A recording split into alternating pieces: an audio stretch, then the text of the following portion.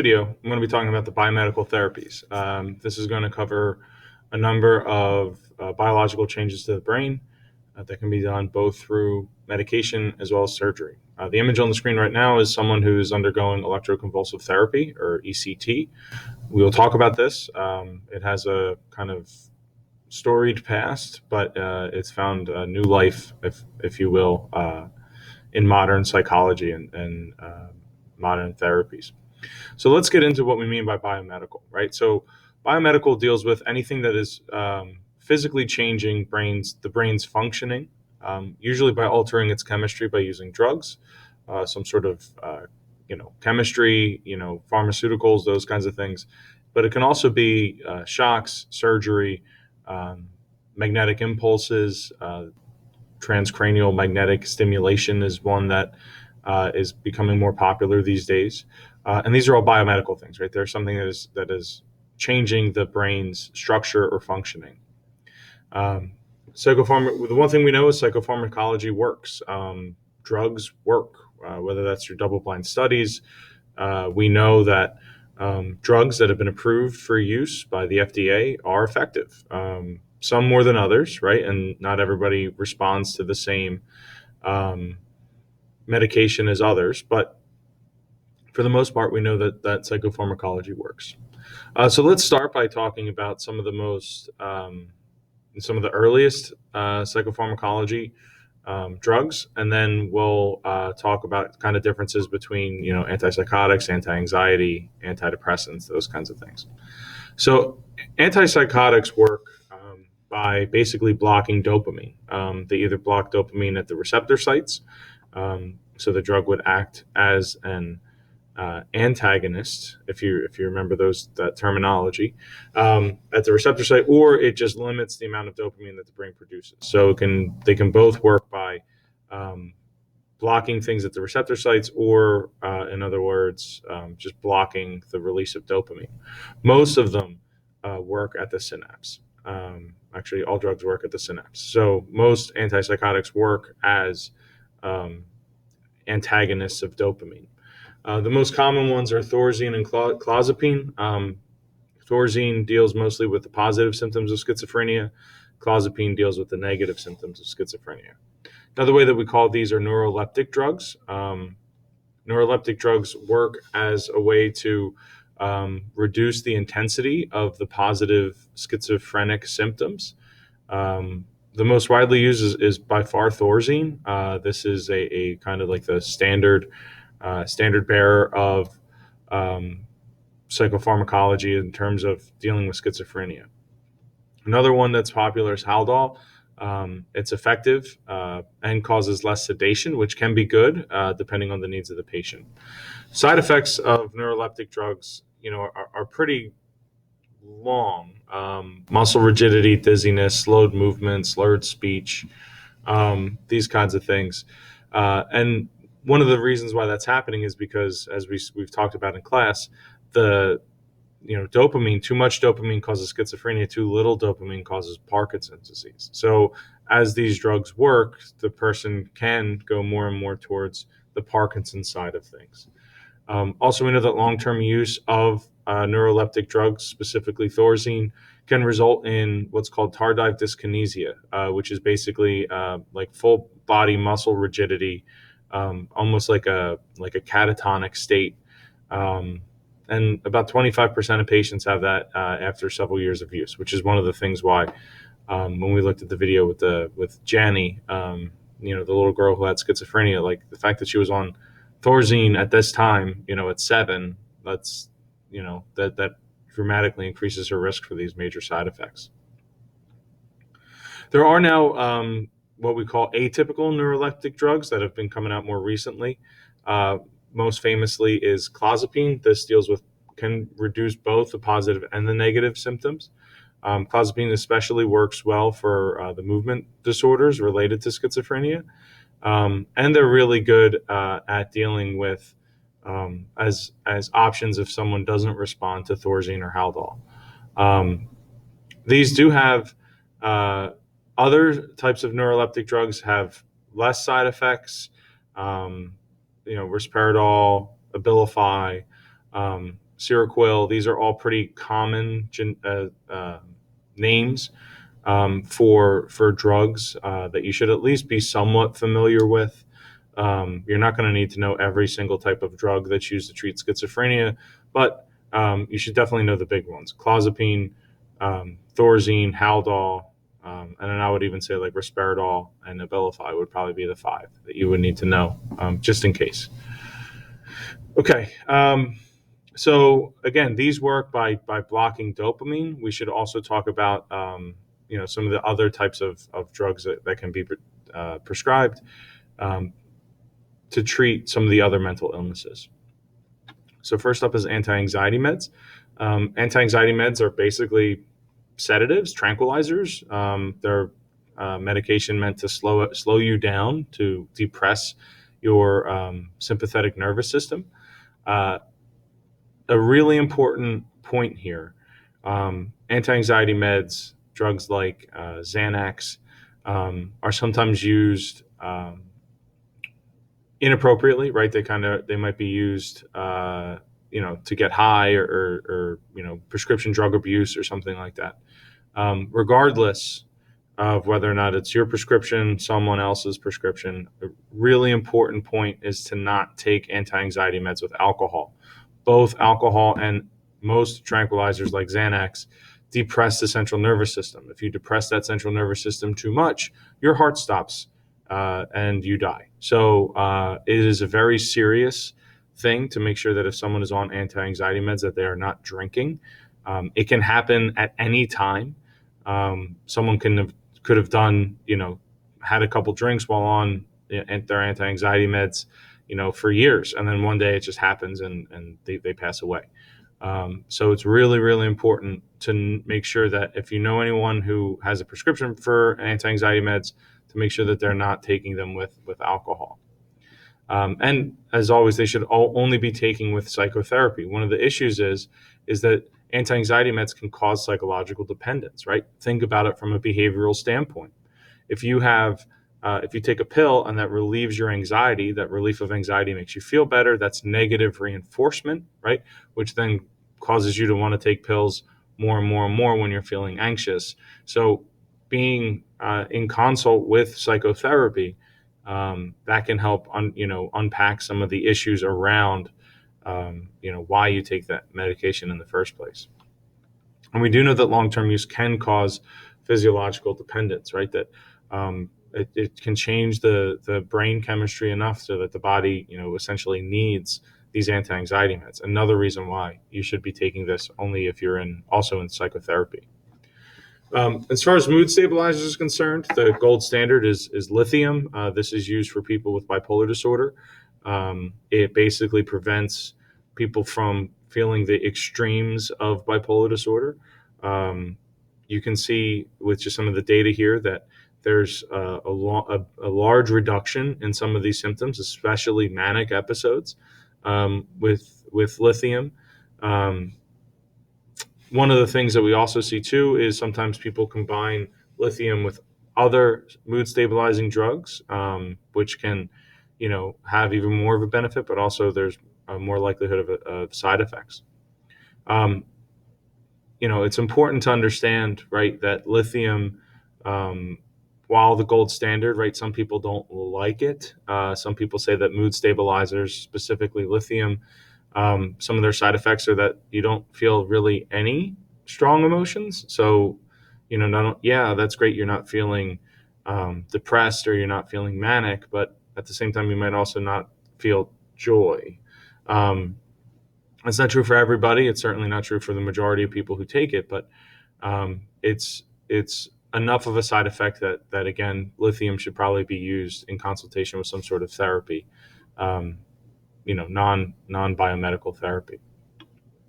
Okay, speaking of all the antis, let's do antidepressants.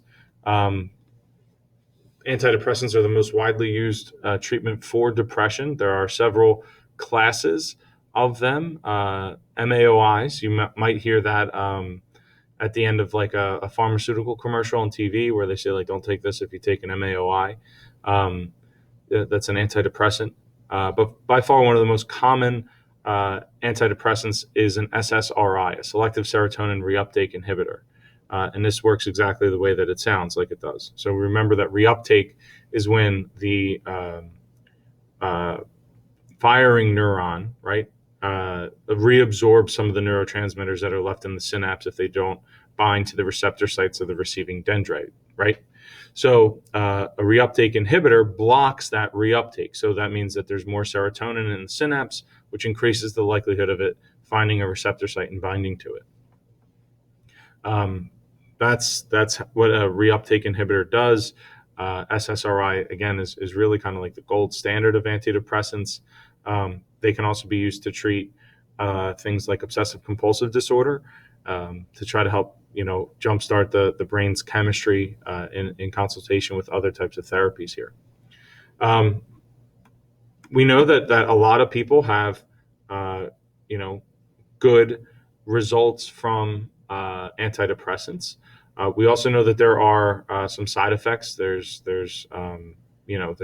any type of medication has side effects. So people, you need to balance that with what you need, and you should talk to doctors about this, right?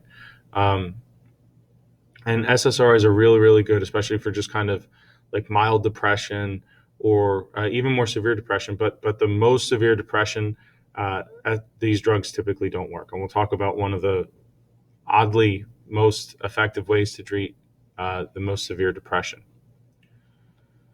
So let's talk about serotonin as a neurotransmitter in general. So we know a couple things. We know that serotonin is at the heart of neurogenesis, creating new neurons in the brain. So having more serotonin promotes the creation of new neurons, which can then create new pathways, which can help someone overcome depression sooner. We also know that serotonin increases with aerobic exercise, right? We've talked that this is the runner's high that people sometimes experience on long distance runs. So exercise is sometimes often used to help treat depression, right? So if you are exercising, your brain's producing more serotonin, you're on an SSRI, so that more of the serotonin that's produced stays in the synapse longer, making it more likely to bind. You can have major effects that way. And when you combine that with cognitive therapies to talk about the negative self-talk, you have a very effective way to treat depression. One of the interesting things that we see sometimes with SSRIs and other antidepressants in general is SSRIs tend to boost energy levels before boosting the mood. So one of the kind of counterintuitive things that we see is patients who are being treated for depression and start an SSRI treatment. It's actually after they begin that treatment that their risk for suicide is the highest. One of the things that we see with depression sometimes is that the besides the bad mood, the other major symptom of depression is just like a lack of energy. It's lethargy. People just don't have the desire or drive to do anything, which can sometimes also include a desire or drive to take their life. So when you have an SSRI that boosts lethargy, it gives you more energy, but you still have that negative mood, right? That negative self-talk that can sometimes lead to an increased risk in suicide. That's why if you ever have seen a commercial for like an antidepressant, one of the major side effects is suicide ideation, or people are at risk of suicide, because that's a side effect here, right? That it boosts the energy levels before boosting the mood. So it's also really important that when someone starts taking an SSRI, that they are being closely monitored by their doctors, by their families, by their friends. And we kind of talk about like this double placebo effect, right? Taking the drug is supposed to make you feel better, therefore your depression goes away. It's kind of this like feedback loop that we need to make sure that we're studying accurately to make sure that it actually is the drugs that's causing the change. Okay, let's talk about some last ditch efforts here to alter the brain's chemistry and functioning. By far, the most common of these last ditch efforts right now is ECT. And electroconvulsive therapy is something that is not used a lot, but is used in cases of severe depression that don't respond to any other types of treatment. It really is kind of like a last ditch effort. ECT, if you've ever seen the movie One Flew Over the Cuckoo's Nest, um, has a history of first being used on patients with schizophrenia, which didn't solve schizophrenia, but people noticed that their mood was better, right? People with schizophrenia were in better moods after the ECT. Um, and today, ECT is as safe as an outpatient surgery.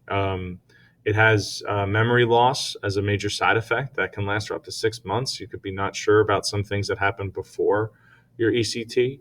I'll be posting a video of a patient who kind of before and after ECT, and you can kind of see the procedure being done as well. Um, it's not as barbaric. People are sedated. They are constantly monitored for vital signs and all this stuff, right? It's a surgery. The thing I should say is that the goal here, for as interesting as it sounds, is to produce a seizure. They found over the years in psychology that sometimes seizures can kind of have a like rewiring effect of the brain. So that used to be done by injecting people with insulin to basically put them into a diabetic shock.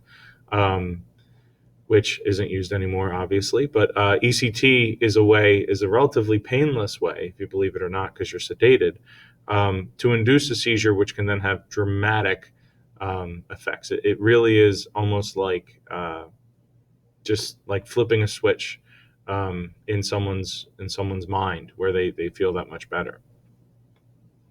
There are other things. Sometimes brain pacemakers can be used, right? A little electrode that goes into the brain that stimulates certain neural pathways that can help, um, you know, overcome whatever biological issue there is within the brain, and that sometimes also leads to what some patients call a disappearance of the void, right? That dark hole of depression just disappears, and then you feel immediately better. The last option is almost always psychosurgery. This is when this is brain surgery. This is they go in and they make some permanent changes. This is like the split brain procedure, right, where they cut the corpus callosum to stop seizures. But one of the most notorious psychosurgeries is a lobotomy. A lobotomy is still sometimes used, although it's extremely rare, where they go in and basically sever some of the frontal lobe from the emotional centers of the brain and the limbic system to basically create a less emotional, I guess, more stable individual. In the past, this was extremely barbaric. They used to actually go in through the eye and then literally just kind of like stab around into the brain with sometimes an ice pick or a screwdriver. So not very scientific nowadays. Again, if it's used, it's extremely, extremely rare. And it would just be used to kind of, it's a permanent change, right? The person basically no longer feels emotions or strong emotions. It's very rarely used. ECT, again, as a treatment of depression, is extremely effective. It's not so much effective at really anything else. And obviously, I think it goes without saying that none of this should ever be used as punishment or as a threatening someone with these types of procedures. Right? It's extremely inappropriate. They should only be done with the full consent of the patient and making sure that they understand all the side effects and are making an informed decision. So this is our last video. Make sure you guys have any questions that you reach out. There are almost always some questions about drugs or ECT on the AP exam, so make sure that you're familiar with those. And I will see you guys next time. Take care.